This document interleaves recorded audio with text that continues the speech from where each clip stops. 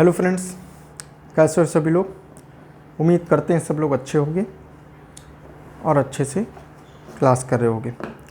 हम लोग पिछले क्लास में चैप्टर नंबर 13 स्टार्ट किए हैं लक्ष्मीकांत का, दैट इज़ फेडरल सिस्टम, संघीय व्यवस्था के बारे में हम लोग ने कल थोड़ी चर्चा करी थी। और हम लोग ने पहली क्लास में ये देखा था कि जो फेडरल सिस्टम है ये हम लोग ने क्यों लिया है और क्या क्या इसके चीज़ें हम लोग ने बात किया था।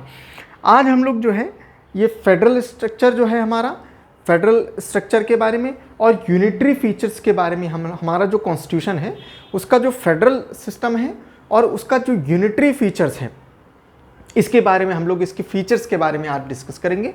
और ये फीचर्स के बारे में डिस्कस करते ही जो है हमारा चैप्टर ये कंप्लीट हो जाएगा। ठीक है, तो हम लोग एक एक जरा देखते हैं कि फेडरल स्ट्रक्चर जो है हमारा जो कॉन्स्टिट्यूशन का है वो क्या है, जरा ध्यान से समझते हैं। सबसे पहला पॉइंट इसका, अगर फीचर्स की बात करें, फेडरल स्ट्रक्चर के फीचर्स की बात करें तो पहले हम लोग ये चैप्टर का नाम डालते हैं फेडरल सिस्टम। फेडरल सिस्टम, ठीक है, फेडरल सिस्टम। अगर हम फीचर्स की बात करें, सबसे पहले हम लोग फेडरल फीचर्स की बात करेंगे तो सबसे पहला फीचर होता है डुअल पॉलिटी। हमारा जो कॉन्स्टिट्यूशन है इसका जो फेडरल स्ट्रक्चर है वो बताता है कि हमारे यहाँ कैसी पॉलिटी है, डुअल फॉर्म में है। डुअल फॉर्म में मतलब क्या है कि हमारे यहाँ सेंटर भी है और स्टेट भी है। सेंटर के पास अपनी अलग पावर है और स्टेट के पास अपनी अलग पावर है। दोनों के पास हमारे यहाँ पावर जो है डिवाइडेड है। वो बात दूसरी है कि सेंट्रल के पास जो है पावर कुछ ज़्यादा है और सेंट्रल की जो होल्ड है पूरे कंट्री में वो ज़्यादा है। तो मगर अगर ये बात करें कि जो हमारा जो पॉलिटी है तो वो डुअल टाइप की है। हमारे उसमें कैसी है, सेंटर है ना और स्टेट है, दोनों के पास पावर है। जो इम्पॉर्टेंट पावर है वो सेंटर को दी गई है और थोड़ा जो लेस इम्पॉर्टेंट है वो स्टेट को जैसे मान लो डिफेंस की अगर बात करें तो डिफेंस किसके पास, सेंटर के पास। जैसे हमारे अगर एक्सटर्नल अफेयर्स की बात करें तो एक्सटर्नल अफेयर्स किसके पास में है, सेंटर के पास में है। जैसे और जितने नेशनल इंपॉर्टेंस की अगर बात करें, नेशनल सिक्योरिटी की बात करें, ठीक है, नेशनल सिक्योरिटी की बात करें तो वो भी किसके पास में है, वो नेशनल के पास, सेंटर के पास में है। जैसे हमारी एटॉमिक एनर्जी की बात करें, ठीक है, एटॉमिक एनर्जी की बात करें या एटॉमिक बॉम्ब या DRDO, ये सारी चीज़ें जो है किसके पास में है, ये हमारे सेंटर के पास में है। लेकिन अगर हम बात करें स्टेट के पास, तो स्टेट के पास भी जो है कुछ इससे थोड़ा कम इम्पॉर्टेंट है लेकिन इम्पॉर्टेंट बहुत है। जैसे क्या है, जैसे पब्लिक ऑर्डर हो गया, है ना, पब्लिक ऑर्डर हो गया, जैसे पुलिस हो गया, है ना, जैसे लैंड हो गया, है ना, ये सारी चीज़ें जो है क्या है, ये स्टेट के पास दे दी गई हैं। ठीक, तो डुअल पॉलिटी हमारे यहाँ काम करती है, हमारा कॉन्स्टिट्यूशन कहता है।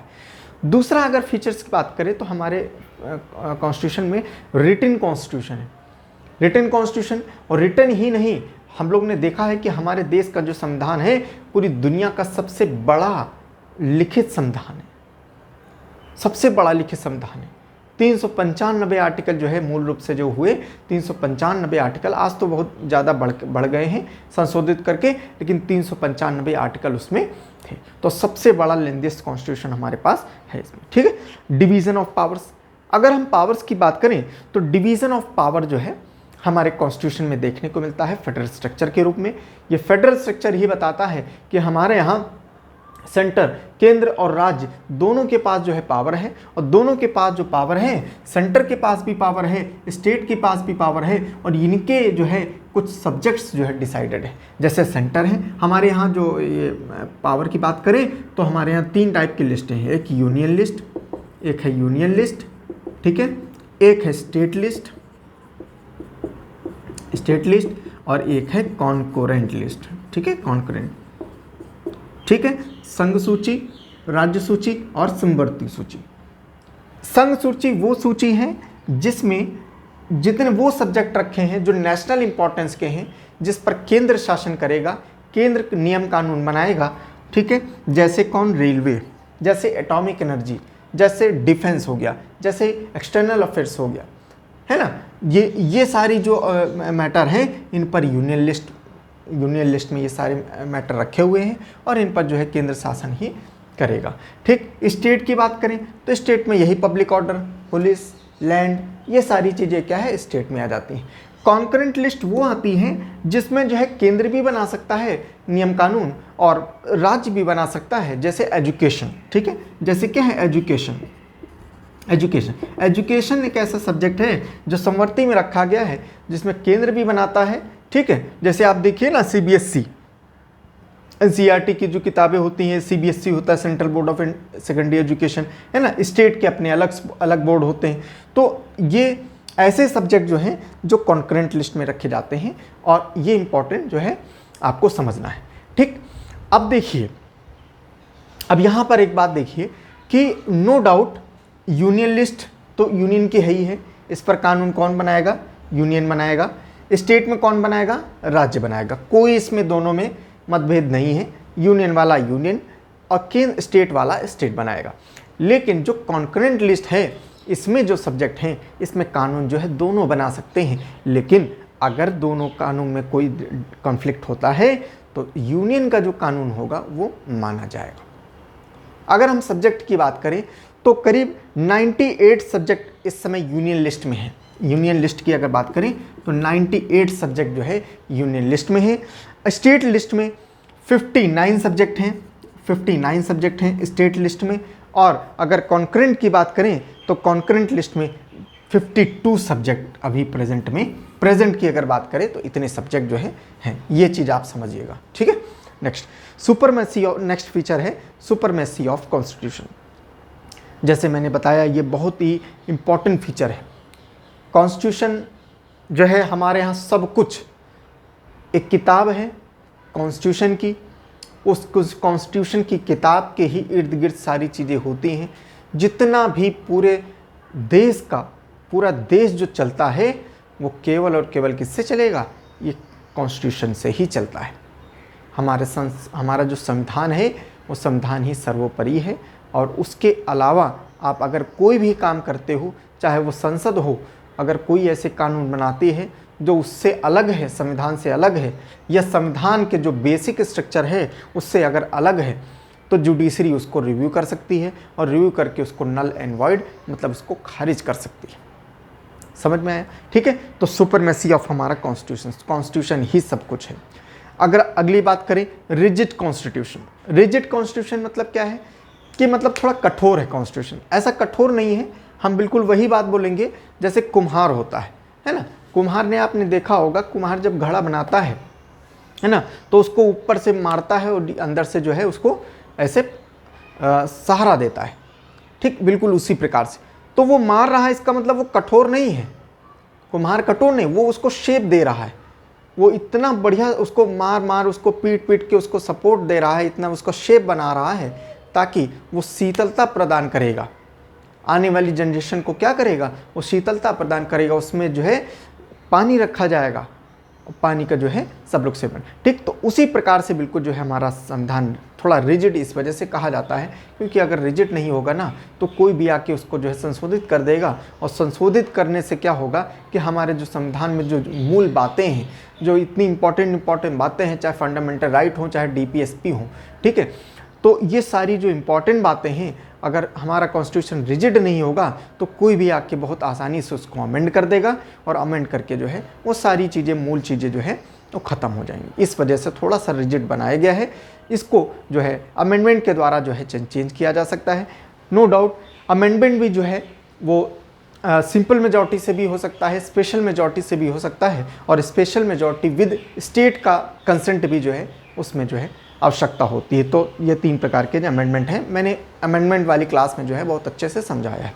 ठीक है, आगे बात करें इंडिपेंडेंट जुडिशरी। जुडिशरी की बात करें तो जुडिशरी हमारे यहाँ बिल्कुल इंडिपेंडेंट रखी गई है। आर्टिकल नंबर 50 में ये कहा गया है क्या कि जुडिशरी हमारी एग्जीक्यूटिव से अलग होगी।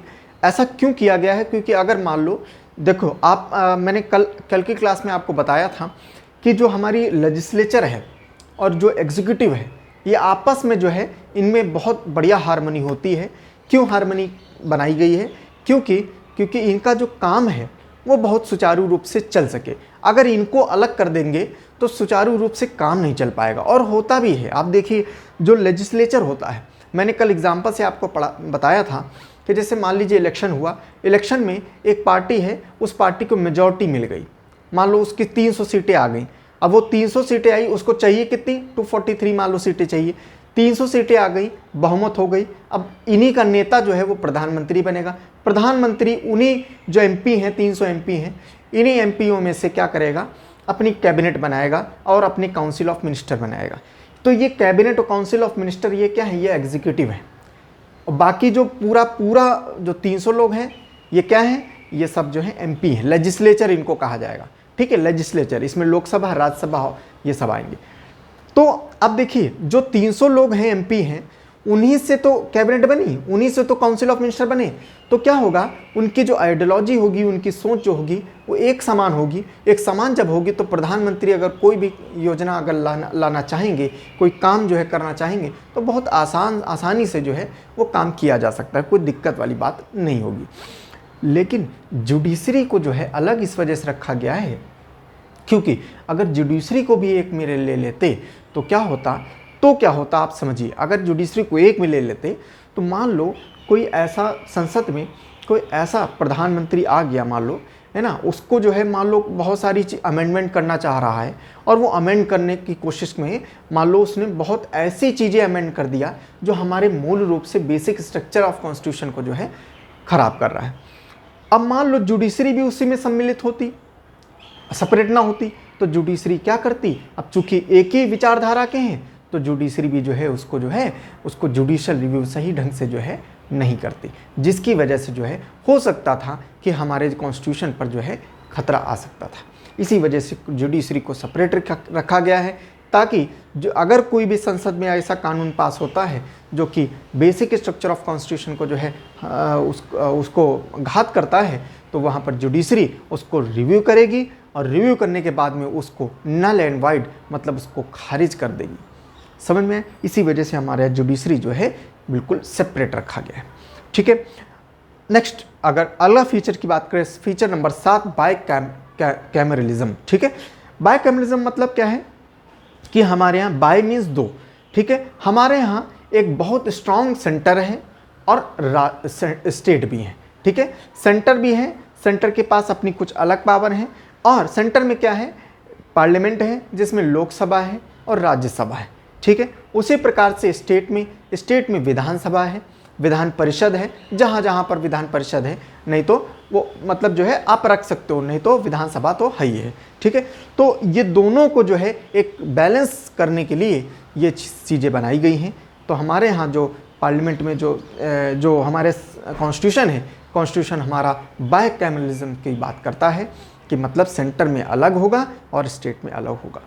ठीक है, नो डाउट स्टेट को मॉनिटर करने के लिए, कंट्रोल में रखने के लिए सेंटर क्या करता है, एक गवर्नर को अपॉइंट करता है ताकि वो जो है उसको मॉनिटरिंग कर सके। ठीक है, समझ में आया? फेडरल फीचर्स ऑफ कॉन्स्टिट्यूशन ये थी। अब हम लोग unitary features of the constitution जो है बात कर लेंगे। यूनिटरी फीचर ऑफ कॉन्स्टिट्यूशन का मतलब होता है कि नो डाउट हमारे यहाँ फेडरल सिस्टम है। फेडरल सिस्टम मतलब ये है केंद्र भी है, राज्य भी है, सबको अपनी अपनी पावर दे रखी है। लेकिन यूनिटरी सिस्टम की बात करें अगर, तो यूनिटरी में ये बताता है क्या कि नो डाउट दोनों को पावर है, लेकिन कहीं ना कहीं जो पावर ज़्यादा जिसको ज़्यादा होल्ड है वो है सेंटर। केंद्र को जो है, चाहे वो कोई भी सब्जेक्ट हो, केंद्र जो है हमारा जो है हमेशा मजबूत है। केंद्र बहुत मजबूत है। कैसे कैसे मजबूत है, एक एक फीचर्स पढ़ेंगे उसमें आपको जो है समझ में आएगा। जैसे सेंटर की बात करें तो स्ट्रॉन्ग सेंटर। स्ट्रॉन्ग सेंटर क्या है, आप देखिए बहुत सारे एग्जाम्पल है। जैसे अभी हम लोग ने देखा, लिस्ट के ही बारे में देखा, तो आप देखिए कि यूनियन लिस्ट, स्टेट लिस्ट और कॉन्करेंट, पहली बात 3 लिस्ट हैं। आप पहला तो आप स्ट्रॉन्ग क्यों है सेंटर, आप पहला एग्जाम्पल यही देखिए कि यूनियन के पास आप देखिए सब्जेक्ट ज़्यादा है और स्टेट के पास कम है, और इवन कॉन्करेंट के पास भी कम है। ठीक, पहली बात तो यही है कि यूनियन के पास सब्जेक्ट ज़्यादा है, पहली बात। दूसरा अगर एग्जाम्पल देखें तो ये जो कॉन्करेंट लिस्ट है, इस कॉन्करेंट लिस्ट में अगर भी कोई भी कॉन्फ्लिक्ट बनती है, इसमें दोनों कानून बना सकते हैं, राज्य भी बना सकता है, केंद्र भी बना सकता है, लेकिन अगर कोई कॉन्फ्लिक्ट होता है तो वो कौन सा कानून एप्लीकेबल होगा? वो होगा यूनियन वाला। वो कौन सा कानून एप्लीकेबल होगा? वो यूनियन वाला जो है कानून जो है एप्लीकेबल होगा। ठीक है, तो ये सारी चीज़ें जो है स्ट्रॉन्ग सेंटर की बात करते हैं। स्टेट नॉट इंडिस्ट्रक्टिबल, हमारे यहाँ जो राज्य हैं, राज्य के पास कोई अथॉरिटी नहीं है। जैसे मैंने बताया कि जैसे फेडरेशन में होता है, जो फेडरेशन होता है ना, जैसे फेडरेशन की अगर बात करें तो अमेरिका में जैसे फेडरेशन है ना, अमेरिका एक फेडरेशन से बना है, 50 स्टेट हैं, 50 स्टेट को जो है आपस में जो है कॉन्टैक्ट हुआ और वो जाके मिल गए और वो क्या है, फेडरेशन है। तो वहाँ पर फेडरेशन में क्या है कि इनके स्टेट के पास ये पावर है कि स्टेट चाहे तो वो उससे अलग हो सकता है, उसकी बाउंड्री को कम कर सकता है, ये सारी चीज़ें स्टेट कर सकता है। लेकिन हमारे यहाँ क्या है, ऐसा कुछ नहीं। स्टेट के पास पावर है, मतलब स्टेट के पास अपनी अलग पावर है, केंद्र के पास अपनी अलग पावर है, लेकिन स्टेट के पास ये पावर नहीं है कि वो अपना जो है नाम बदल दे या जो है अपनी बाउंड्री बदल दे या अपनी कंट्री से दूसरी ही कंट्री में चले जाने की बात करे। ये सारी पावर जो है इसके पास नहीं है। तो हमारे जो स्टेट हैं वो इंडिस्ट्रक्टिबल जो है होते हैं। सिंगल कॉन्स्टिट्यूशन, आप देखिए यूनिटरी फीचर्स की हम बात कर रहे हैं, तो आप देखिए यहाँ फिर यूनियन जो है ज़्यादा पावरफुल है, क्योंकि हमारे यहाँ नागरिकता की जो पावर है वो केवल और केवल संसद के पास है। संसद ही नागरिकता प्रदान कर सकता है, नागरिकता आपके छीन सकता है। केवल और केवल आपको संसद जो है, संसद ही कर सकता है। राज्य के पास कोई ऐसी अथॉरिटी नहीं है कि आपको राज्य भी कोई नागरिकता दे। आप केवल और केवल अगर जैसे अमेरिका है, अमेरिका जो फेडरेशन से है, तो अमेरिका में क्या है, आप एक अमेरिका के भी नागरिक हो और आप जो जिस राज्य में हो आप उस राज्य के भी नागरिक हो। लेकिन ऐसा नहीं है अपने यहाँ। अपने यहाँ आप जैसे मान लीजिए उत्तर प्रदेश के हैं, तो आप उत्तर प्रदेश के नहीं गए, आपकी नागरिकता क्या है, Indian. You are only Indian, you are not European. ठीक, आप यूपीएन नहीं कहलाए जाएंगे, ठीक है, आप इंडियन कहलाए जाएंगे। ठीक है, आपके पास केवल और केवल जो है इंडियन की नागरिकता है, और जिसकी पूरी पावर किसके पास है, सेंटर के पास। वही आपको जो है नागरिकता दे सकती है, वही आपकी नागरिकता छीन सकती है। फ्लेक्सिबिलिटी ऑफ कॉन्स्टिट्यूशन, फ्लेक्सिबिलिटी, अब देखिए यहाँ पर क्या बोल रहा है कि flexibility of constitution. America federation की अगर बात करें तो अमेरिका फेडरेशन में फ्लेक्सिबिलिटी मीन्स क्या कि जो हमारा संविधान है, संविधान को चेंज किया जा सकता है, अमेंडमेंट किया जा सकता है। तो अमेरिका में चेंज करना बहुत टेढ़ी खीर है, मतलब उसको बदलना बहुत ज़्यादा मुश्किल है। मगर हमारे इंडिया में जो है ये चीज़ फ्लेक्सिबल है। हमारे यहाँ क्या है, बहुत सारे ऐसे जो मामले हैं जिसमें जो है सिंपल मेजॉरिटी से जो है संविधान में चेंजेस किए जा सकते हैं, और बहुत से ऐसे सब्जेक्ट हैं जिसमें जो है स्पेशल मेजॉरिटी चाहिए और उसके माध्यम से ही, और कुछ ऐसे सब्जेक्ट हैं जिसमें स्पेशल मेजॉरिटी के साथ में स्टेट का भी जो है सम्मति चाहिए। करीब 50% स्टेट जो है, जो प्रेजेंट एंड वोटिंग है, उनके जो है सम्मति चाहिए। ठीक है, तो ये सारी चीज़ें। No equality of state representation, state की रिप्रेजेंटेशन की बात करें तो हमारे यहाँ देखिए फिर यहाँ पर यूनियन जो है बाजी मारता है। हमारे यहाँ यूनियन कहता है कि जो राज्य हैं, नो डाउट हमारे यहाँ जो लोकसभा है, राज्यसभा है, राज्यसभा में क्या होगा, स्टेट के रिप्रेजेंटेटिव आएंगे। ठीक है, और वो स्टेट के रिप्रेजेंटेटिव आएंगे on the basis of population, population के आधार पर। मान लो पॉपुलेशन ज़्यादा है तो ज़्यादा रिप्रेजेंटेटिव हैं, अगर पॉपुलेशन कम है तो कम रिप्रेजेंटेटिव होंगे। ठीक, 31 मैक्सिमम होंगे और उसी के मतलब 0 से मतलब 1 से 31 जो है उसके बीच में जो है होंगे। लेकिन अगर अमेरिका की बात करें तो अमेरिका में इक्वल डिस्ट्रीब्यूशन है। 50 राज्य हैं तो 50 राज्य और 100 सीटें हैं, उसमें 100 सीटें, 2-2 सीटें जो है सारे राज्यों को डिवाइडेड है। वहाँ पर ऐसा कुछ भी नहीं है कि इक्वल मतलब जो है अकॉर्डिंग टू पॉपुलेशन, वहाँ इक्वल डिस्ट्रीब्यूशन का कंसेप्ट चलता है। हमारे यहाँ इक्वल नहीं, हमारे यहाँ अकॉर्डिंग टू पॉपुलेशन जो है ये चीज़ चलती है। इमरजेंसी प्रोविज़न, इमरजेंसी की अगर बात करें तो स्टेट को फिर जो है, सेंटर को फिर जो है ये पावर है। जितनी भी इमरजेंसी की पावर हैं, चाहे वो नेशनल इमरजेंसी हो, चाहे वो स्टेट इमरजेंसी हो, ठीक है, जिसको राष्ट्रपति शासन बोलते हैं, और चाहे फाइनेंशियल इमरजेंसी हो, ये तीनों की तीनों इमरजेंसीज की जो है लगाने की पावर और हटाने की पावर जो है किसके पास में, संसद के पास में। ठीक, तो ये संसद ही जो है प्रेसिडेंट जो बोलेगा कि आप जो है नेशनल इमरजेंसी लगाइए या स्टेट इमरजेंसी लगाइए, जो भी चीज़ें हैं वो सारी चीज़ें जो है सेंटर में भी है। समझ में, स्टेट के पास ऐसी कोई पावर नहीं है। स्टेट केवल और केवल ये रिकमेंड कर सकता है कि जो है हमारे यहाँ राष्ट्रपति शासन लगवाइए या ये सब चीज़ें करिए, बस और कुछ नहीं।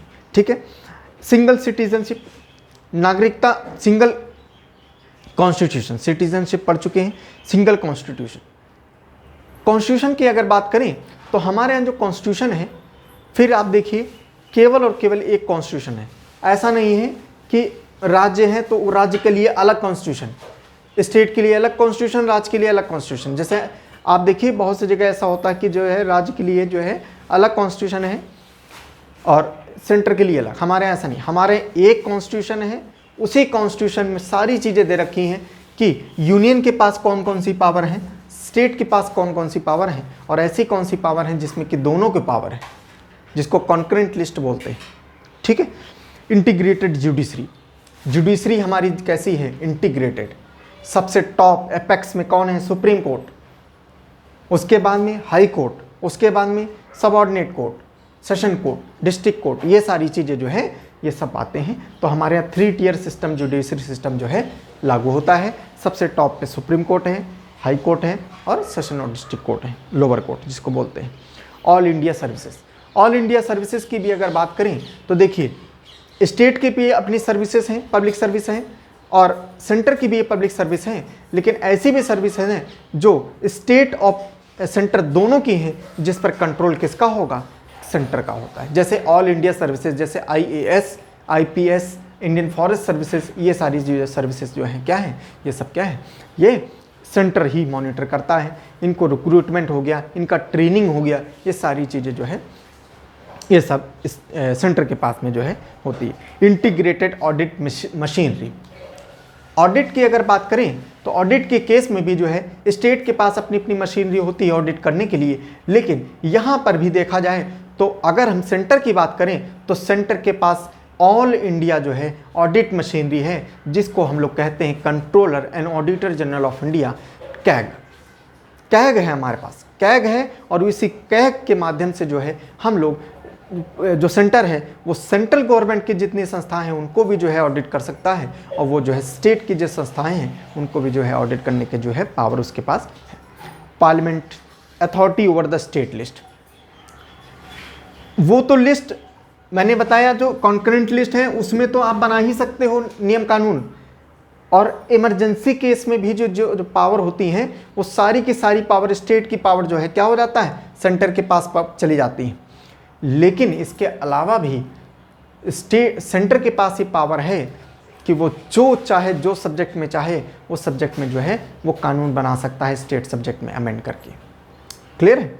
Appointing the government, appointment of government, governor sorry, तो गवर्नर जो है, गवर्नर जो हमारे यहाँ है, गवर्नर मैंने बताया ना कि अब गवर्नर, सेंटर क्या करती है, सेंटर एक ऐसा जो बंदा है उस बंदे को रिक्रूट करके, अपॉइंट करके स्टेट पर अपना कंट्रोल, अपना होल्ड करना चाहती है, तो वो होता है गवर्नर। ठीक, तो गवर्नर जो है एक ऐसा जो है वो पर्सन है जो कि जो है सेंटर के इशारे पर स्टेट की मॉनिटरिंग करता है, स्टेट को जो है कंट्रोल में रखता है।